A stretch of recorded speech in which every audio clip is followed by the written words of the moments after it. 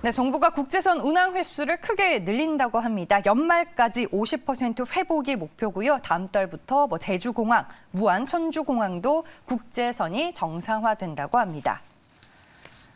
네, 첫 번째 이슈를 필두로 오늘 시장 얘기를 나눠볼 두 분 소개해드리겠습니다. 한국투자증권 염정FC 팀장 그리고 글로원 파트너스 이성웅 이사 나와 계십니다. 두 분 안녕하세요. 네, 안녕하세요. 네. 항공주 저희가 오늘 살펴볼 텐데 대한항공으로 준비를 한번 했습니다. 대한항공 매수할까? 두 분의 의견 먼저 들어볼게요. 네, 분할 매수와 매수인데 분할 매수도 일단은 매수 의견인 거죠, 팀장님? 그럼요. 당연히 이제 매수 관점에서 가는데 언제 사고 얼마에 살 거냐에 대한 부분만 고민을 하면 될 것 같다라고 생각하고 있습니다. 언제 사는 게 좋은 거예요? 빠졌을 때 사야죠. 빠졌을 때. 이제 일단 리오프닝 관련주 중에서 이제 항공주에 대한 탑픽으로 항상 대한항공을 말씀드렸고 저뿐만 아니고 많은 분들이 말씀드린 가장 큰 이유는 대한항공이 실적이면 실적, 앞으로의 매출 기대감이면 기대감, 하나 빠지는 게 없는 종목이기도 한데요. 기존의 실적은 일단 화물 부분에서의 실적으로 뒷받침되어 가고 있고 지금 이제 이번에도 말씀하셨듯이 해외 여객에 대한 수요와 공급 모두 다 양쪽 다 모두 늘어날 거기 때문에 사실 대한항공 같은 경우는 이번 1분기에도 일단 해외 항공에 대한 여객 수요가 늘어났다라고 할 수 있고요. 그에 대해서 실제적으로 본격적으로 시작하는 건 2분기 정도부터라고 시작했을 때 지금 1분기 실적 또한도 호실적이었는데 2분기부터는 이 실적 성장세가 훨씬 더 두드러질 것이라고 생각을 하고 있고요. 아무래도 이제 해외여행 수요가 늘어남에 따라서 이제 항공사에 대한 노선에 대한 그 부분인데요. 아무래도 이제 대한항공이라든지 아시아나 같이 이제 대형 항공사 위주로 이제 재편이 될 거라고 보고 있고 제주항공 같은 경우 제주항공이라든지 LCC 같은 항공사들의 해외 여객에 대한 아직은 조금은 좀 대한항공이라든지 아시아나항공만큼은 좀 따라가지 못하는 상황이기 때문에 지금 시점에서는 당연히 이제 대한항공을 필두로 해서 항공주를 보시는 게 맞다라고 생각을 하고요. 제가 이제 늘 말씀을 드리지만 이제 실제적으로 이런 기대감도 있지만 사실 리오프닝 실제적 실적에 대한 기대감도 있지만 우리가 심리적인 기대감에서는 사실 LCC항공이 훨씬 더 수익률이 좋습니다. 네, 그러기 때문에 잘 움직이죠. 그렇죠. 크게 움직이고. 그렇기 때문에 저는 항상 대한항공과 함께 LCC항공을 다 동반 매수하는 걸 항상 추천을 좀 드리면서 같이 사요? 네, 저는 보통 이제 항공주 살 때 같이 어차피 항공주의 흐름 자체가 같은 방향으로 가고 있는 건 맞는데 대한항공이 지금까지는 좀 상승률은 사실 다른 LCC 항공사에 비해서는 사실은 조금은 좀 천천히 간 부분이 있었기 때문에 저는 좀 수익률 면에서 조금이라도 좀 좋기 위해서 사실 좀 동반 매수하는 좀 성향을 갖고 있습니다. 알겠습니다. 빠질 때 묶어서 같이 사자. 그리고 지금은 일단은 수급 면에서 봤을 때 대한항공 여전히 외국인과 기관의 수급이 들어오고 있습니다만 한동안 좀 상승한 부분이 사실 좀 급하기 때문에 지금은 사실 적극적으로 매수하는 시점이라기보다는 일단 한 번 정도 조정이 나올 수 있는 타이밍에서 한 3만 그래도 1,000원 정도 때까지 3만 원에서 3만 1,000원대 정도까지 만약에 눌렸을 경우에 매수 시작하시는 부분이 저는 좀 좋다라고 생각하고 있고요. 정고점이 3만 5,000원 부근이었는데요. 3만 5,000원 선이 만약에 돌파한다고 한다면 추가적인 상승 충분히 가능하다라고 생각하고 있습니다. 네, 정확한 목표 주가는 잠시 후에 제가 다시 한번 여쭤보겠습니다. 이제 팀장님이 실적 얘기를 해주셨는데 대한항공 화물 호실적은 다 아는 얘기고 근데 이게 정점이냐 아니냐에 대한 우려감이 조금 존재했었던 것 같아요. 근데 이제 오늘도 대한항공의 리포트가 나왔더라고요. 화물 쪽 실적 여전히 탄탄하고 좋다. 그리고 여객 같은 경우에는 이제 회복 구간의 초입이라고 하니까 걱정은 없다라고 보시는 거예요, 이사님도? 일단은 그 현재 주가가 어떤 위치에 있는지를 먼저 알아야 하는데요. 이 부분은 화물에 대한 실적의 긍정적인 요인은 현재 주가에 다 반영된 상황이겠죠. 이제부터는 여객 회복에 대한 기대감이 다시금 주가에 반영이 되는 구간이고요. 또 다른 기대감이 추가적으로 발생을 했을 때는 주가가 선행해서 올라갈 수 있겠죠. 그다음에 첫 번째로 정책적인 측면에서 10월 말 기준으로 3단계를 시행을 한다고 했거든요. 그 10월 말이라는 전제 조건이 코로나가 이제 최종적인 회복에 대한 그 기준이 이루어졌을 때 이제 3단계를 시행을 한다는 얘기를 했어요. 네. 거기에서 비추어 본다고 하면은 일단은 본격적인 여객 수요의 회복은 하반기 정도로 볼 수 있겠다라고 저희는 유추를 해 볼 수 있겠습니다. 그렇다고 하면은 현재는 주가가 기대감을 반영하는 수준이라고 결론을 내볼 수 있겠죠. 근데 여기에서 저희가 생각을 해 볼게. 그렇다고 하면은 그 밸류에이션 측면에서 대한항공이 현재 싼 구간인가 비싼 구간인가를 궁금해할 수 있거든요. 한번 데이터로 비교를 해 볼게요. 2021년에 연간 출국자 수가 122만 명 수준이었어요. 근데 코로나 이전에 2019년에 2,871명 대비해서 90%가 줄어든 상황이거든요. 근데 여기에서 지금 데이터적으로 줄어든 상황에서 이 과정에서 대한항공을 포함해서 그 5개사 항공사가 증자를 통해서 5조 5천억 원을 조달했습니다. 합산 발행 주식수가 2019년 말 대비 3배가 증가가 하게 된 거죠. 근데 여기에서 저희가 생각을 해보면 그 발행 주식수 자체가 3배가 증가했으면은 이게 희석 요인이 있잖아요. 그 시가총액 자체라든지 내재 가치 자체는 동일한데 주식수가 증가가 했으니까 이 부분이 희석 요인이 있고, 이거를 해석해 보면은 이전에 2019년 대비해서 현재 약 60% 정도의 그 주가가 하락을 해야 하는 상황이기는 해요. 단적으로 봤을 때. 근데 5개사의 합산 시총이 2019년 말 4조 4천억 원 대비 13조 3천억 원이에요. 3배가 증가한 상황이거든요. 그렇다고 하면은 여기에서 일단은 대한항공의 현재 뭐 화물적인 측면에서 실적이라든지 여객의 회복의 가능성은 주가에 다 반영이 돼 있다라고 생각을 해 볼 수 있겠어요. 네. 여기에서 나아갈 수 있는 요인은 이제 리오프닝의 단계적인 회복이라든지 그게 순차적으로 이루어진다고 하면 주가가 레벨업이 될 수 있는 구간이겠죠. 그렇다 보니 여기에서는 적극적인 매수 구간이 아니라 네. 저희가 가격대를 정해놓고 좀 순차적으로 접근하는 게 낫다는 결론입니다. 알겠습니다. 그럼 두 분이 생각하시는 가격대를 들어보도록 하겠습니다. 얼마로 보실까요? 채팅방에서는 지금 대한항공 뭐 무릎까지 왔냐, 엉덩이까지 왔냐, 그리고 목표 주가 5만 원을 제시하는 분도 계시는데 36,000원과 4만 원이 제시가 됐습니다. 네. 36,000원이면은 좀 박하죠. 네. 네. 일단 제가 전고점을 뚫어야 된다라고 좀 말씀을 드렸었는데 전고점 35,000원대 근접해 있습니다. 그렇기 때문에 전고점이 돌파한다라고 한다면 저는 이제 목표가에 대한 부분은 다시 재수정에 들어가야 된다라고 생각을 하고 있고요.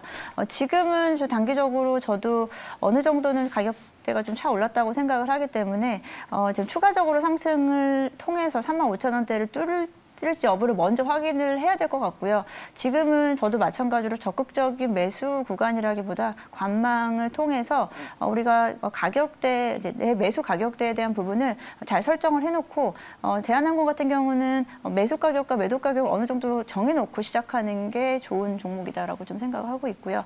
일단은 지금 36,000원 제시해드렸지만 언제든지 수정 가능한 목표가라고 생각하고 있습니다. 네. 그만큼 앞으로의 이제 성장성이라기보다요. 매출에 대한 기대감이라든지 앞으로의 뭐 리오프닝 그리고 해외여행에 대한 기대감이 뭐 얼마나 더 폭발적으로 성장할 수 있을지 모르기 때문에 지금 목표가를 설정해 두는 건 아주 큰 의미는 없다라고 생각하고 있고요. 이제 가격대가 어느 정도 선에서 설정이 되고 그 안에서 어떻게 매매를 해야 되는지 여부가 더 중요한 부분이라고 생각하고 있습니다. 알겠습니다. 4월 들어서 뭐 이슈 측면으로 보나 뭐 수급 측면으로 보나 리오프닝의 달이다라는 생각을 저는 좀 개인적으로 많이 하고 있는데 하반기까지 봤을 때 목표 주가가 4만 원인 거죠, 이사님? 네, 일단은 하반기 이전까지 4만 원의 기준으로 삼은 근거가 또 있어야 되잖아요. 네. 이게 리오프닝과 관련해서 여행주 같은 경우도 증자가 한 차례 단행을 했었고 이제 또 다른 화장품 업종은 증자가 단행된 기업이 뭐 일부 있지만은 또 다른 요인으로 단행이 됐었거든요. 네. 근데 여행주라든지 그다음에 화장품주라든지 여기에서 가지고 있는 현재 실적 대비해서 프리미엄이 붙은 구간이 리오프닝으로 해서 한 30% 정도가 돼요. 그렇다 보니까 대한항공 같은 경우도 뭐 리오프닝 업종에서 함께 묶어서 하나를 생각을 해봤을 때는 30% 정도는 현재 구간에서 주가 프리미엄이 발생을 할 수가 있어요. 그렇다 보니까 이게 4만 원이라는 1차적인 주가 목표가가 산정이 된 거고요. 여기에서 그러면 또 실적으로 뭐 파고 들어간다고 해 보면은 일각에서는 그런 생각을 하죠. 이제 리오프닝과 관련해서 여객이 회복이 되면은 그 화물 부분 자체가 코로나 영향으로 그 비행기 쪽으로 몰리면서 좋아졌다 보니까 이게 되려 좀 빠질 수 있는 요인이 아닌가라고 생각을 하는데, 지금 이게 한 가지 변수가 있겠죠. 지금 뭐 상하이 물동량 쪽에 뭐 그런 코로나 락다운으로 인해서 지금 병목 현상이 심하다면서요? 배란지 이런 게 많이 운항을 못하다 보니까 화물에 대한 실적은 2분기까지는 저희가 눈으로 보이는 거는 좋을 것으로 보여요.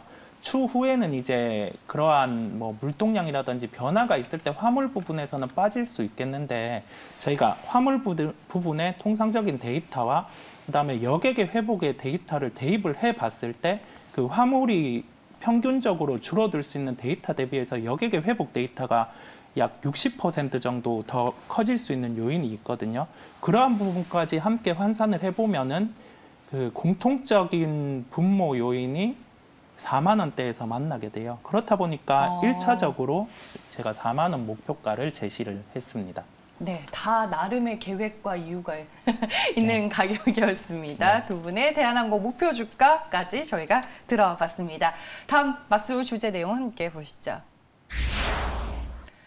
네, 샘표에 투자를 해야 하는 걸까요? 치솟는 곡물 가격으로 그에 따른 대표적인 수혜주로 샘표가 거론이 되고 있습니다.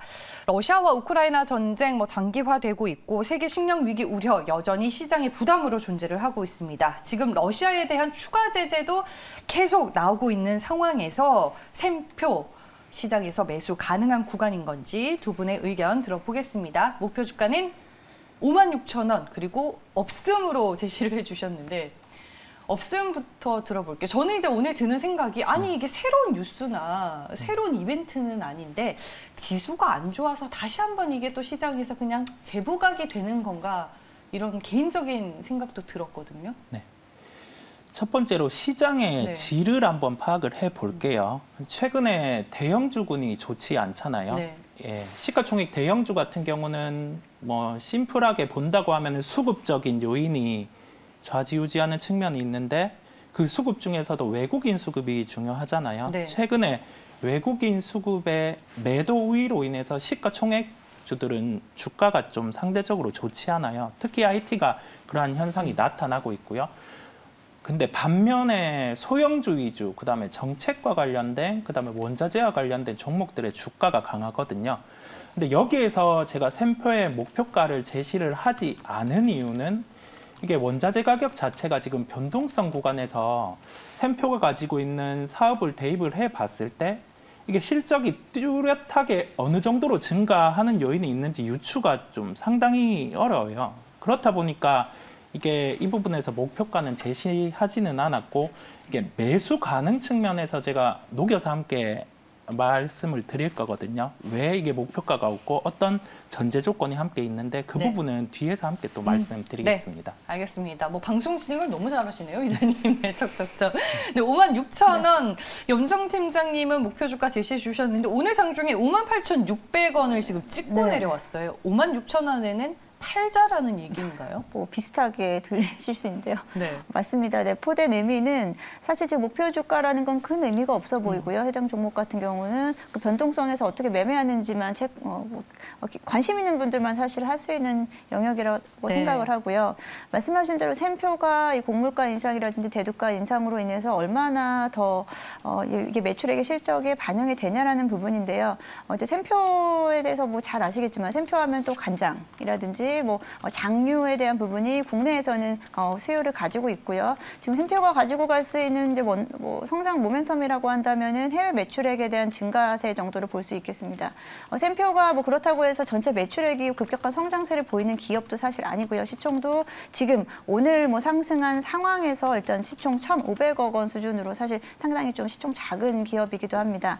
그리고 뭐 최근의 흐름을 보게 되면은 이 곡물가 인상이라든지 이제 원재료, 이제 곡물 관련된 종목에 대한 움직임에서 좀 뒤늦게 발동이 걸린 종목이라고 할 수 있습니다. 보통 이제 2월 말 정도부터 2월 중순 말부터 시작된 이런 테마주 흐름에서 뒤늦게 이제 어떻게 보면 시장에서 좀 발굴을 했다라고 하죠. 예, 샘표가 한 번씩 급등하는 패턴을 좀 가지고 가고 있는데 일단 이 패턴이 조금 더 갈 수는 있을지언정 장기적인 추세는 아닐 것 같다라는 생각 속에 이런 종목 같은 경우는 일단은 차익 실현이 가능한 수준이다라고 한다면 하고 나오시는 게 맞다라고 생각하고요. 네. 샘표는 뭐 안정적인 기업이긴 하지만 그렇다고 해서 뭐 폭발적인 성장세를 가지고 있는 기업이 좀 될 수는 없는 상황 속에서 비교하는 다른 기업들과 좀 두고 본다면 중소형 종목 말고 뭐 풀무원이라든지 뭐 CJ 제일제당 같은 종목들이 사실 공모가 인상으로 인해서 주가가 그렇게 크게 움직임이 나타나고 있지는 않습니다. 그렇게 봤을 때 아직까지 대세적인 추세라기보다 좀 테마주 성격이 강한 종목이다라고 좀 말씀드릴 수 있겠습니다. 네, 알겠습니다. 요즘 시장 때문에 팀장이 많이 힘드세요? 괜찮습니다. 아, 그래요? 네. 안 그래도 말랐는데 사람들이 더 말라 보인다고 건강관리 잘 하라고 댓글을 달아주셔가지고. 네, 너무 신경을 많이 써주셔가지고. 저도 오랜만에 봐서 한번 여쭤봤습니다. 네, 그리고 정말 진지한 표정을 짓고 계시는 우리 이사님. 네, 목표 주가 없음이라고 얘기한 이유를 뒤에서 좀 풀어주겠다라고 얘기를 하셨는데 네, 두 분의 의견을 보면 이제 매수 가능할까와 관련해서 신성홀딩스? 이거 직접 주신 거예요? 네, 제가 코멘트를 다른 건데요. 네. 자, 저희가 테마적인 측면, 네. 그다음에 테마 안에서 순환매적인 측면에서 접근을 해봤을 때 오늘 같은 경우는 그 식료품, 그다음에 이와 관련된 기업들 중에서 제일 강한 종목의 주가 흐름이 중요해요, 일단은. 그렇죠. 근데 그 샘표 같은 경우는 제일 강하지 않았어요. 두 번째로 강했거든요. 네. 여기에서 샘표가 추가적으로 단기적으로 상승할 수 있는 요인은 제일 강한 종목이 상한가에 도달을 하는 게 조건이거든요. 그렇다 보니까 이게 제가 신성홀딩스 상한가 도달 조건이라는 말씀을 드린 거고요. 네. 근데 이게 신성홀딩스가 상한가를 갔어요. 갔다가 지금 풀려 있는 상황인데 딱 상한가에 도달을 했을 때 통상 2등주 같은 경우, 오늘의 기준으로 2등주 같은 경우는 주가가 한 번 딱 튀어오르거든요. 근데 거기에서 그 고가 같은 경우를 당일 같은 경우 훼손을 하게 되면은 이제 거기에서는 매수를 하면 안 되거든요. 그렇다 보니까 전제 조건이 신성홀딩스 상한가 도달 조건이었는데 지금 상한가를 갔다가 훼손을 하는 상황이고, 상한가가 갔을 때 샘표가 시세가 났었는데 지금 아마 신성홀딩스의 하락폭보다는 더 밀려 있을 거예요. 예, 그렇다 보니까 저희가 테마의 접근의 메커니즘을 말씀을 드린 거고요. 그렇다 보니까 목표가가 없었고 하루 안에서도 그 20%의 변동 자체는 영업이익률로 반영을 하자면은 거의 1분기의 영업이익 수치를 반영할 수 있는 구간이거든요. 음식료 업종 같은 경우는. 그렇다 보니까 제가 가격의 메커니즘으로 결론을 내서 말씀을 드렸습니다. 알겠습니다. 뭐 오늘 두 번째로 뵀는데 뭔가 말씀하실 때 약간 빠져들게 하는 네, 그런 게 있네요. 네, 재밌습니다. 알겠습니다. 네, 그럼 다음 이슈로 넘어가 보겠습니다. 네, 이번에는 저희가 원전 관련주를 짚어보겠습니다. 새 정부의 탈원전 정책 폐기 공약으로 가동시한이 다가오는 원전의 수명이 순차적으로 연장될 것으로 보입니다. 정책에 동행하는 투자 여전히 시장에서 유효한 건지 오늘은 한신기계로 두 분의 얘기를 들어보겠습니다. 가장 시청자분들과 투자자분들이 궁금한 거는 한신기계가 여기에서 더 가느냐 마느냐가 아닐까 싶습니다. 두 분은 어떻게 보실까요? 네, 더 간다와 9,500원 접근입니다. 더 간다 의견부터 들어볼게요. 더 갈 수는 있다라고 생각을 하고요. 저희가 좀 전에 이제 말씀해주신 그 테마주의 메커니즘? 테마주의 메커니즘. 네. 제가 정확하게 저도 그렇게 생각하고 있었는데 그것을 사실 방송에서 그렇게 풀어주실 줄은 사실 몰랐어요. 네. 저도 그렇게 마찬가지로 좀 한신기계에 대해서 그렇게 접근을 하시면 됩니다. 지금 원전주에서 테마에서 가장 지금 대장주라고 한다면 여기서만 크기의 대장주가 아니고요. 먼저 움직이는 종목이 한신기계입니다. 한신기계가 사실 오늘 장 초반에 강하게 움직였고요. 그에 따라서 뭐 보성파워텍이라든지 일진파워 등이 같이 따라갔는데 똑같습니다. 신성홀딩스가 끝까지 상한가로 밀고 올라가느냐에 따라서 우리 샘표의 주가의 흐름이 바뀌는 것처럼 지금 한신기계가 좀 윗꼬리를 달았기 때문에 나머지 종목들은 지금 보합으로 다시 다 내려왔습니다. 이렇게 이제 테마주 성격에서는 일단 누가 대장주를 꿰차느냐라는 부분에서는 일단 한신기계가 좀 맞다라고 생각하고요. 일단 세 종목 중에서 최근에 이제 흐름을 가장 잘 탄 게 한신기계라고 볼 수 있고, 하지만 그렇지만 뭐 두산중공업이라든지 한전기술 같은 경우는 지금 뭐 상승은커녕 지금 하락세로 전환을 했고요. 최근에 흐름 자체는 사실 그렇게 좋지 못하고 있습니다. 그렇기 때문에 사실 대세적인 상승기다라고 보기는 어렵고요. 테마 성격이 좀 강하다. 그렇기 때문에 한신기계는 조금 더 치고 올라올 수 있겠지만 오히려 그 밑에 단의 종목들은 한신기계가 얼마나 치고 올라가느냐에 따라서 같이 동반 상승할 수 있느냐 아니면 오히려 좀 추세가 꺾이느냐라고 볼 수 있기 때문에 일단 한신기계는 대장주이기 때문에 더 가긴 할 수 있습니다만 그렇다고 해서 쉽게 들어가시는 종목은 절대 아니다라고 말씀드리겠습니다. 네, 알겠습니다. 앞서서 이제 곡물 테마주를 메커니즘으로 풀어주셨는데 저희 작가님이 엄청 과학적으로 접근을 하신다. 그러면 한신기계 이것도 좀 과학적으로 접근을 해서 풀어주시죠. 지금 채팅방에서는 한신기계가 고점이다. 아니다. 아직 팔 때는 아니다. 이렇게 의견이 좀 갈리는 것 같고 일단 오늘 주가는 10,000원 선을 넘겼거든요. 네. 네. 한신기계 원전에 대해서 생각을 해보면 네. 어떻게 생각을 하세요? 원전 사업 정부와 결부되고 그다음에 이게 테마로 형성됐다라고 생각을 할 수가 있거든요. 저의 생각은 아주 다릅니다. 네. 왜냐하면 이게 글로벌적으로 에너지 패권이라는 첫 번째 키포인트가 있고요. 두 번째로는 새로운 정부의 정책 드라이브인데 이게 단순히 우리나라 측면에서 사업이 이루어지는 게 아니라 그 미국과 연계되고 그 다음에 유럽과 연계된 사업이거든요. 그렇다 보니까 여기에서 그 한신기계에 대해서 놓고 이게 고점이 지금이다 논할 게 아니라 큰 원전 사업의 메커니즘을 먼저 이해를 해야 될 것 같아요. 그 원전 사업의 메커니즘 자체는 더 큰 그림이 있는데 이거는 뒷부분에 제가 말씀을 드리겠고요. 한신기계 9,500원의 가격 제시 자체는 단기적으로 주가가 탄력적인 상승을 했을 때 추세가 형성된 이후로는 이 이평선에 가격이 붙는 성질이 있어요. 근데 거기에서 그 가격을 훼손하지 않으면은 한 번 더 주가 레벨업이 이루어지거든요. 그 단기 이평선에 일치하는 가격 자체가 9,500원이다 보니까 제가 여기에서 매수를 할 수 있다라고 제시를 한 거고요. 더 가냐 마냐 자체는 누구도 판단을 할 수 없는 구간이에요. 그거는 네. 시장이 판단을 해주는 거니까 저희는 매수할 수 있는 확률이 높은 자리에서 한 번은 매수를 할 만하다. 거기에 전제 조건 자체는 현재 추세적인 상승이 이루어지고 있다는 점에서 결론을 짓겠습니다. 그러니까 10,000원 아래에서는 충분히 접근이 가능하고 매매가 가능한 종목이다 이 말씀이신 거죠? 네, 그렇습니다. 네, 알겠습니다. 근데 이제 뭐 한신기계를 들고 계시지 않은 분들 그리고 나는 한신기계 말고 좀 다른 종목으로 접근해보고 싶다 하시는 분들도 있기 때문에 저희가 다음 질문을 이 질문으로 들어보겠습니다. 원전주 다음 주가 상승의 주인공이 될 만한 종목 두 분께서는 있다라고 보시는지 볼게요. 보유자의 영역이다. 일단은 네. 말씀하신 대로 테마주, 앞에서 테마주의 메커니즘에 네. 따라서 한신기계가 1등입니다. 그래요? 그렇기 때문에 굳이 다른 종목을 만약에 트레이딩 관점에서 들어가시고 싶다. 지금이라도 난 뒤늦게라도 따라가고 싶다라고 한다면 굳이 다른 종목을 선택하시기에는 지금 이미 좀 늦었다라고 생각이 들고요. 대장주만 보자. 네, 지금 대장주의 흐름을 따라서 어차피 다른 종목들이 그에 조금 못 미치게 지금 따라가는 성격을 가지고 있는데요. 일단은 굳이 들어가실 상황은 아니긴 합니다만 굳이 들어가신다면 저는 한신기계가 차라리 더 트레이딩 관점에서 더 맞다라고 생각을 하고 있고요.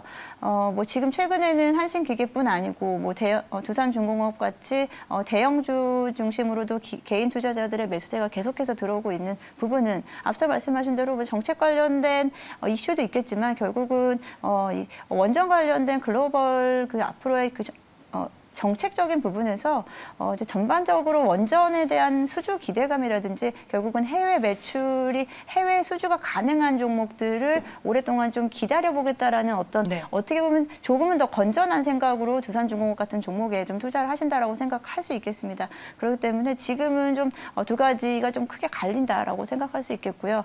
단기적인 베팅을 한다면 대장주 따라가시고 아니다 나는 좀 길게 보겠다라고 한다면 대형주 중심의 좀 매수가 가능하다라고 볼 수 있겠습니다. 네, 아니 유튜브에서 이렇게 높은 자리에서 얼마나 더 먹겠다고 한신기계 들어가나요? 라고 딱 질문을 주시는 분이 있어서 일단은 뭐 대안이 될 만한 종목 일진파워, 두산중공업, BHI 꼽아주셨으니까 얘기 네. 들어볼게요. 두산중공업은 뭐 두 분의 의견이 다 겹치는 종목이긴 하네요. 네.